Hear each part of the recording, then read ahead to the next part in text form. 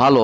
অন্যান্য জায়গায় শুনি যে 2 ছেলের মা ও 3 ছেলের মা বাবাই আর কথা বলে না, বাবাই থাকে খাটে, মা থাকে নিচে, বাবাই থাকে নিচে, মা থাকে উপরে। হা বাবুর বাপ, কথা কন না কেন বাবুর বাপ?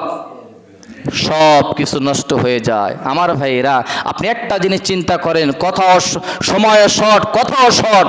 একটা জিনিস চিন্তা করেন, একটা মেয়ে তার মায়ের বাড়ি থেকে আসে, মা ছেড়ে, বাবা ছেড়ে, ভাই ছেড়ে, আত্মীয় স্বজন, নিকটবর্তী দূরবর্তী সবাইকে পরিত্যাগ করে আপনাকে ভালোবাসে, এই মন মানসিকতা নিয়ে আপনার ঘরে আসে, ঘর সংসার করে। আর এই মেয়েটার সঙ্গে আপনি এরকম আচরণ করা, ভাই আমাদের জন্য কি ঠিক হবে?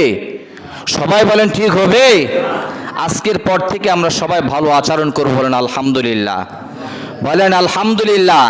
যাহা কিছু করব আল্লাহকে খুশি করার জন্য করব, নবীকে খুশি করার জন্য করব। আল্লাহ ওই বাড়িতে, আল্লাহ পাক রব্বুল আলামিন ওই বাড়িতে শান্তি নাজিল করুন, বলেন আলহামদুলিল্লাহ।